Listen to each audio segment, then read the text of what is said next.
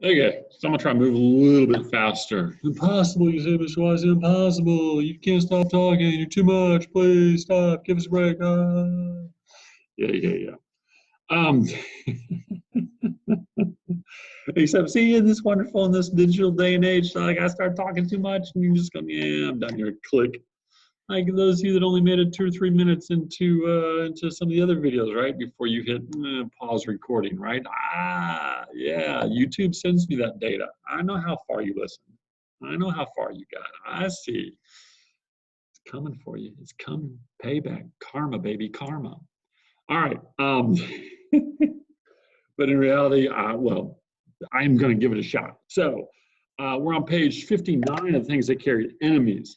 Enemies and the next story, Friends, about Dave Jensen, both about Dave Jensen and Lee Strunk, are there, I think, largely to sort of suggest that it's that kind of truth is stranger than fiction mentality, right? Because there's a kind of way in which these two little stories, they seem to function kind of like stories. Like there's a kind of trajectory and arc to them, but the events are just so nonsensical. You're like, what? They did what? He said what? He did, they just like don't make sense. So it's that irrationality, that inability, or the way in which real life does not follow the prototypical, stereotypical tropes of narrative that we experience when we read, and when we read novels and poems and plays, and we think that the following, they're going to go this direction. It just doesn't. What happens doesn't make sense, and then to sort of capitalize on that timing sort of thing. And I think these little chapters are put together like a really good little mixtape, right? I mean, O'Brien, the author, gives us two kind of almost not nonsensical, but weird little stories. And then he's got a longer chapter called How to Tell a True War Story, which is so laden with metafiction and intertextual and just kind of postmodernism. It's so rich with irony, um, that it's, this is one of the 2 or 3 chapters that gets anthologized a lot. This is the one that's in postmodern American fiction. So on page 65, he does this kind of real open, straight and direct explanation. A true war story is never moral. It does not instruct, nor encourage virtue, nor suggest models of proper human behavior, nor restrain men from doing the things that men have always done. If a story seems moral, do not believe it. And it's this little paragraph where he tries to dissociate truth from morality, where he tries to say, if it's really, really true, then that's one thing. But if it feels instructional, then you're being spun, right? You're being, in a sense, trying to manipulate. They're trying to manipulate what you're about, or what you're doing, or the way that you should live your life, right? There's a famous line, and I don't even know who originally said it. I came to it through a Bob Dylan song, "Patriotism is the last refuge. Who would just scoundrel clings? Steal little and they throw you in jail. Steal a lot and they make you a king," right? And it's this idea that there's a kind of spin, a way in which we use moral tales, be they Aesop's fables or religious stories from various religious texts, to try to establish a way of living. Whether or not those are actually representative of true honor, true sets of values, is another thing. But they are the ways that we have chosen to get along. And O'Brien is sort of pointing out that we do the same thing with war stories. We create them and we tell them so that we can make our young men and women feel brave and heartened in going off to battle. But the reality of war is really radically different. So he's got this this little chapter where he sort of really attacks, in a sense, the tropes or the mechanisms that usually are attached to war stories, and just denies it flat out. There is no virtue, right? There's you can tell a true war story by its absolute and uncompromising allegiance to obscenity and evil. And he references the story of Rat Kiley, and the obscene name that he uses for his friend's sister. when he writes her that letter and she doesn't write back. Right, that's truth, right? This is what Rat was feeling, so to speak. You can tell a true war story if it embarrasses you. If you don't care for obscenity, you don't care for the truth. If you don't care for the truth, watch how you vote. Send guys to war, they come home talking dirty. So, and we're going to get a little bit later on in the conversation, but have a later conversation about obscenity, because one of the things that O'Brien, the author, did in drafts of this novel was actually take out a lot. I've got scans, or I've got photos of drafts from the Harry Ransom archive. And we can take a look at some of the pages where O'Brien, the author, in the drafts and the galley sheets, removed a lot of what we would typically think of as the obscene words. We think about why he did that. So we get these stories, right, we get the story about Dave Jensen, right? About Kurt Lemon, about Kurt Lemon and what happened to him, how he stepped on a rigged mine and was blown up. In a kind of but in a way that, and O'Brien, the character, keeps talking about the way in which it was both horrific, but also beautiful. The sunlight, the tree, the shading, right? There was a kind of beauty to just that moment, and then the explosion. And at bottom of 67, in any war story, but especially the true one, it's difficult to separate what happened from what seemed to happen. What seems to happen becomes its own happening and has to be told that way. The angles of vision are skewed. The pictures get jumbled, you tend to miss a lot. And then afterwards, when you go to tell about it, there's always that surreal seemingness, which makes the story seem untrue, but which in fact represents the hard and exact truth as it seemed. I know I've referenced this little passage before because it's kind of in a way a linchpin for the whole novel itself. There's what happened, there's what seemed to happen, and then there's the telling. So it's almost like there's, it's three layers, right? There's the event, there's the seemingness of the event, and then there's the telling of the event. But what he's talking about is how difficult it is to get through that to get to this, right? That there's something about the way that we seem to recall it, the way it seemed to us at the time, that makes the whole thing so difficult and the truth seem that much more distant, right? So he gives that little story about those guys that he hears from his friend Mitchell Saunders, about those guys who go on patrol and hear the voices and the singing and all that stuff in the jungle. And, and even after they annihilate the hill with napalm and all that stuff, that they can't, they still hear it. And what they can't decide on page 73 and 74, what becomes interesting, when Saunders and O'Brien, the character, have this little kind of conversation that takes place, this extended conversation, what they can't decide on is the moral, right? At first, the moral is nobody listens, nobody hears nothing. You got to listen to your enemy. But then later on, Saunders comes back and says, hear that quiet, just listen. There's your moral. Right? And again, it's that defiance of rationality, that defiance of reason, that defiance of the ability to explain what is and how it happened. We like to cling to that, I think. Tim O'Brien, the author, is suggesting. We like to cling to that. We want that. And for a lot of our lives, we function that way because everybody else has agreed to function that same way. But when it really hits the fan, when you're out there in the bush, when you're laying low in the Vietnam jungle, right, doesn't exactly go down that way. In a war story, in a true war story, he says, 74, if there's a moral at all, it's like the thread that makes the cloth. You can't tease it out. You can't extract the meaning without unraveling the deeper meaning. And in the end, really, there's nothing much to say about true war story except maybe, and then he gives the example of a war story. And people say, well, the cliche is that war is hell. Well, what's that really look like? And then you get what is, for me, one of the hardest things to read in the entire novel, right?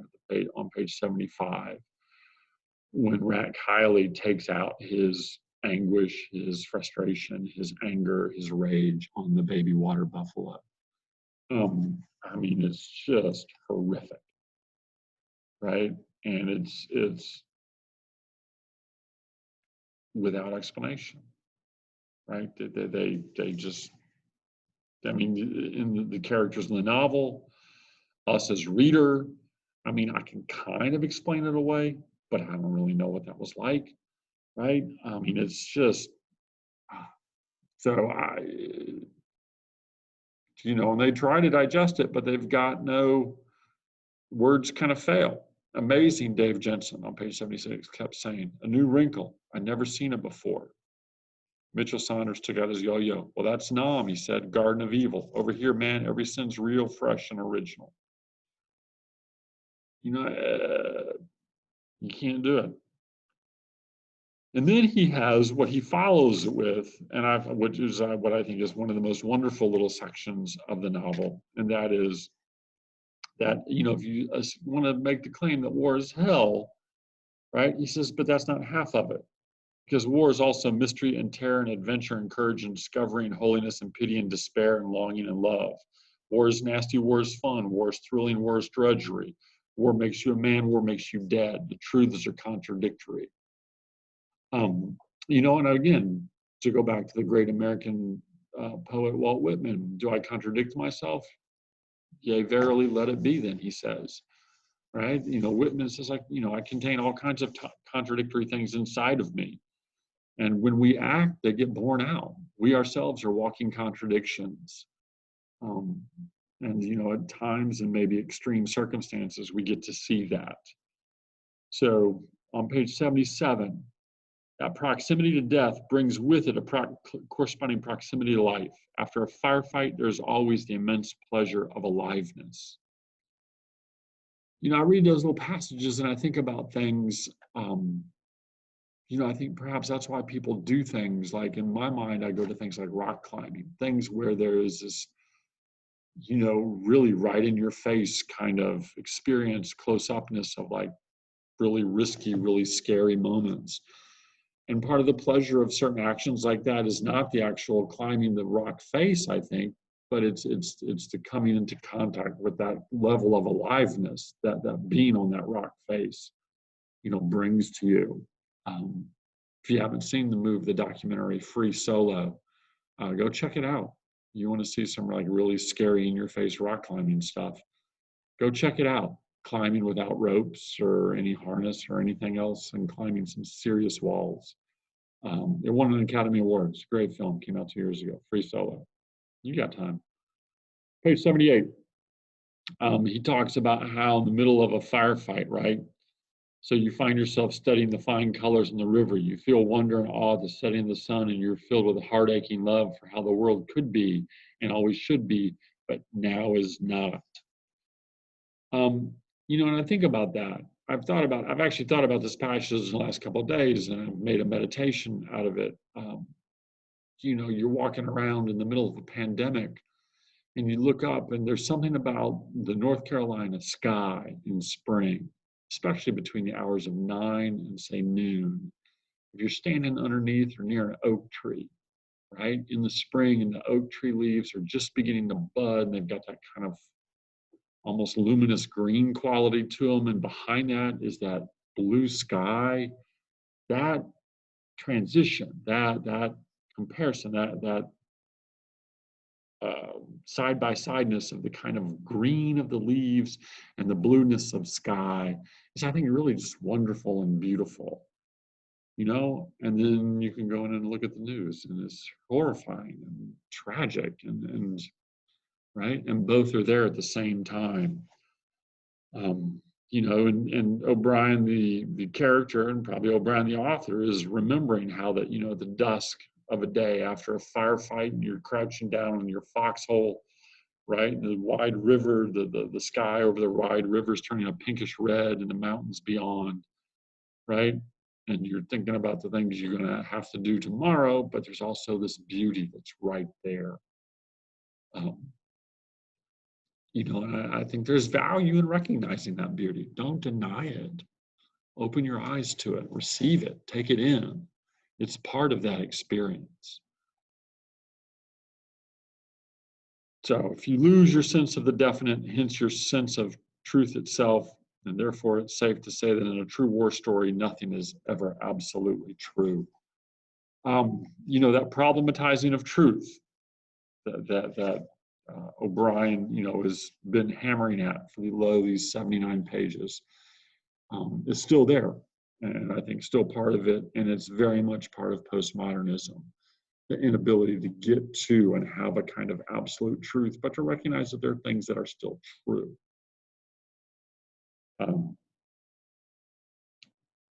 You can tell a true war story by the questions you ask. Somebody tells a story, let's say, and afterwards you ask, is it true? And if the answer matters, you've got your answer.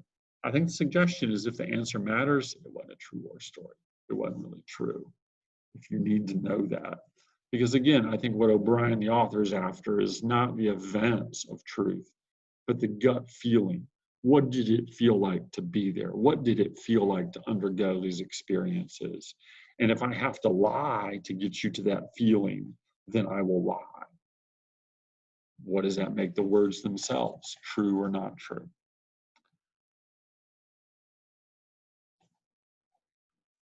Yet, even if it did happen, and maybe it did, anything's possible, even then you know it can't be true because a true war story does not depend upon that kind of truth. Absolute occurrences are irrelevant.